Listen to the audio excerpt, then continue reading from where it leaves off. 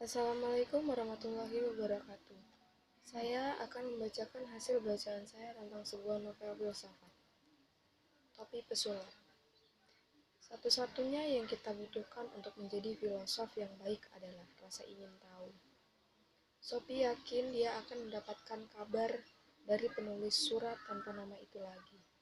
Dia memutuskan untuk tidak menceritakan kepada siapapun tentang surat-surat itu untuk saat ini. Sampai-sampai dia di sekolah, dia sulit memusatkan perhatian pada apa yang dikatakan guru.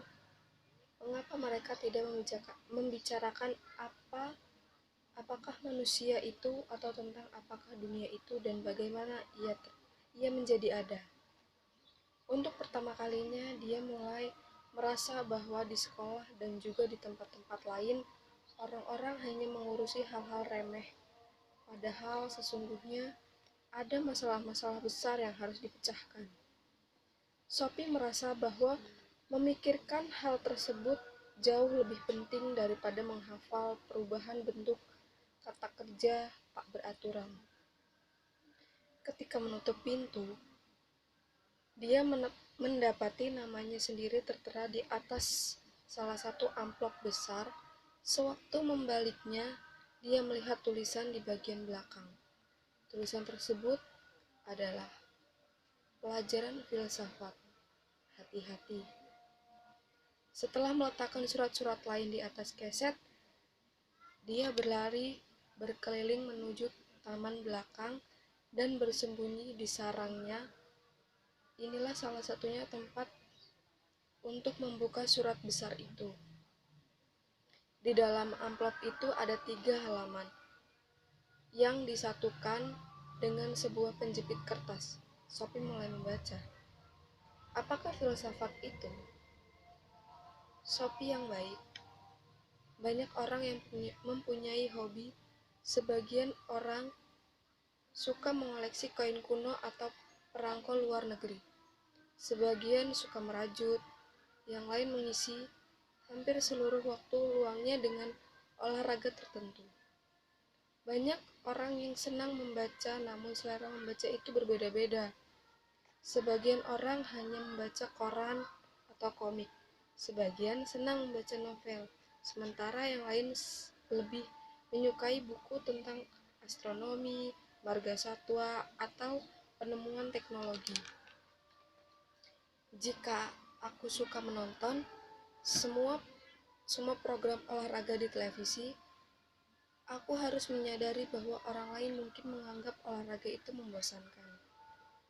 Apakah hal terpenting dalam hidup?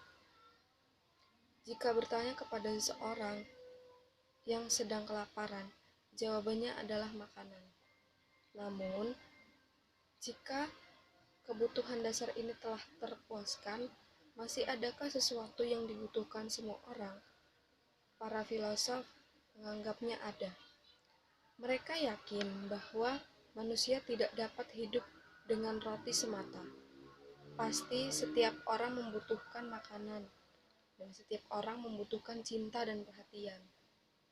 Namun, ada sesuatu yang lain, lepas dari semua itu yang dibutuhkan setiap orang, yaitu mengetahui siapakah kita dan mengapa kita ada di sini. Cara terbaik untuk mendekati filsafat adalah dengan mengajukan beberapa pertanyaan filosof. Yang pertama, bagaimana dunia diciptakan? Yang kedua, adakah hendak atau makna di balik apa yang terjadi? Yang ketiga, adakah kehidupan setelah kematian? Bagaimana kita dapat menjawab pertanyaan-pertanyaan ini? Dan yang terpenting, bagaimana seharusnya kita hidup?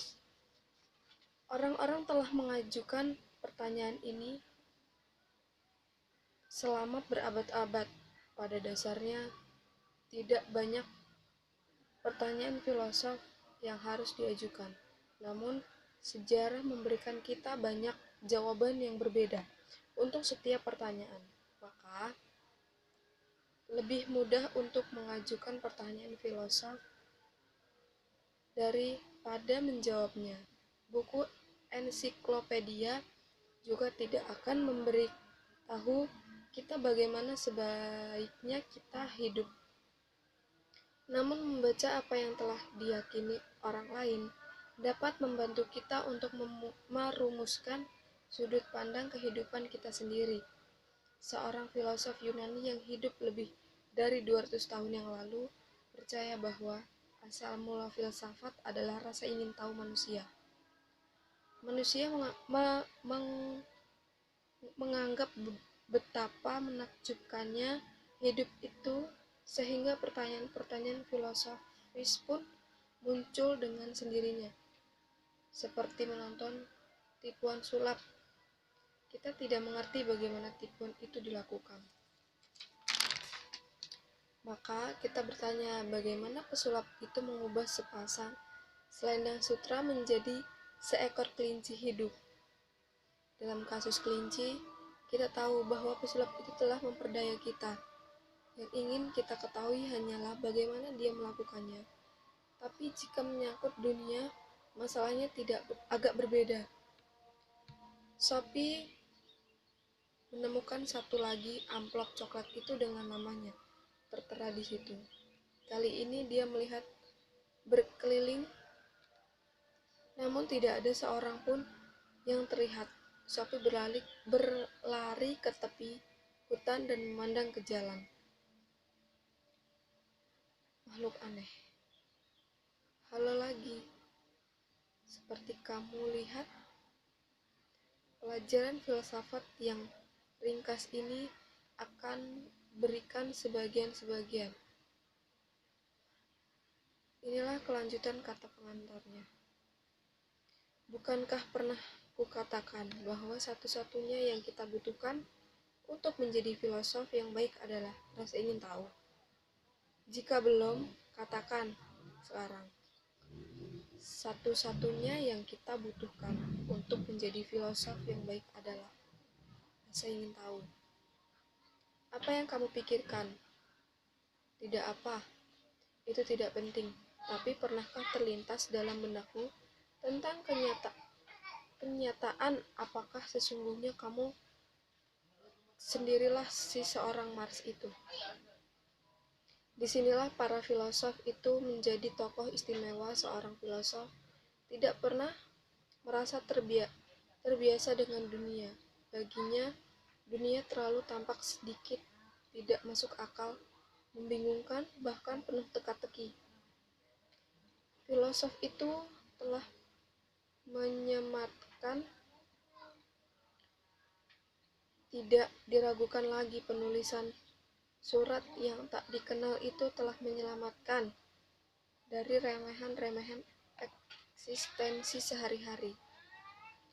Mitos-mitos, suatu kesinambungan yang rawan antara kekuatan baik dan kekuatan jahat.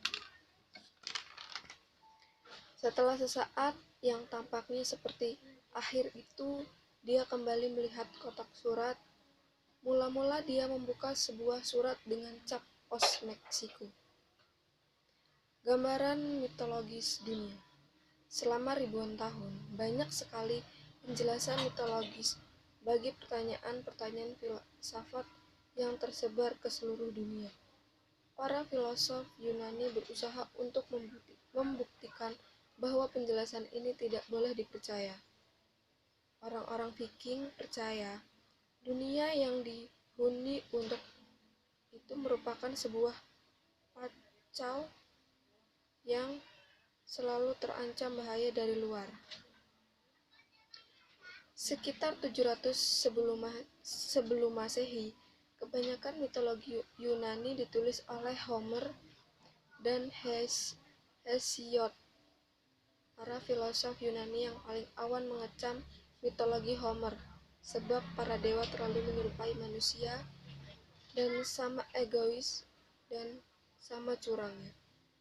Pada masa itu, orang-orang Yunani mendirikan banyak negara atau kota bagi Yunani sendiri maupun di koloni-koloni Yunani di Italia Selatan dan Asia Kecil, yang di dalamnya semua kerja berat dilakukan oleh para budak.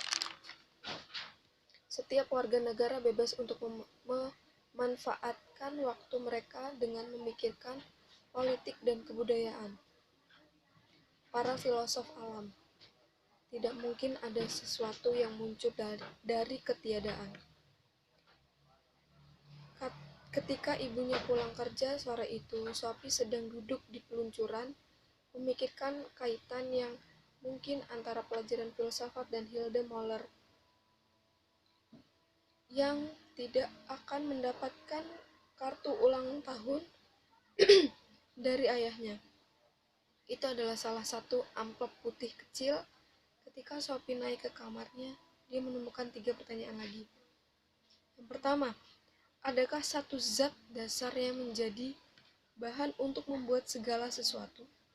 Yang kedua, dapatkah air berubah menjadi anggur? Yang ketiga, bagaimana tanah dan air dapat menghasilkan seekor katak hidup?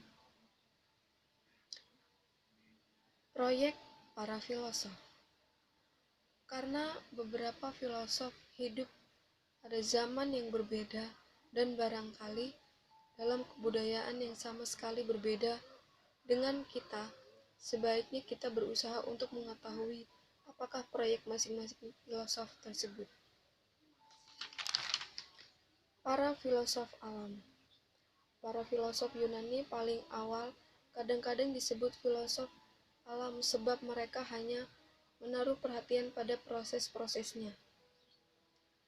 3 filosof Miletus.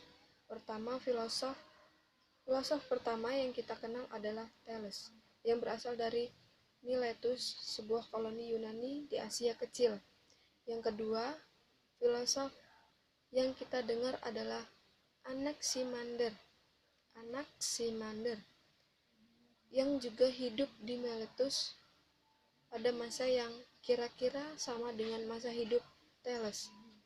Filosof ketiga dari Miletus adalah Anaximenes, kira-kira 570 sampai 526 sebelum Masehi. Dia beranggapan bahwa sumber dari segala sesuatu pastilah udara atau uap.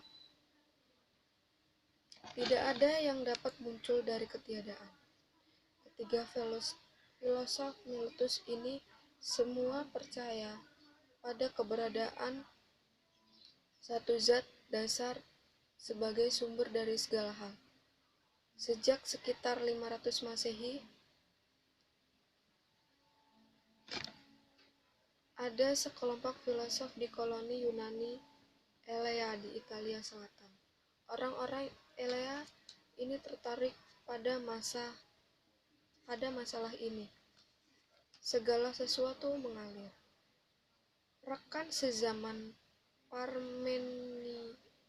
Parmenides adalah Heraklius 540 sampai 480 sebelum Masehi, yang berasal dari Asia Kecil.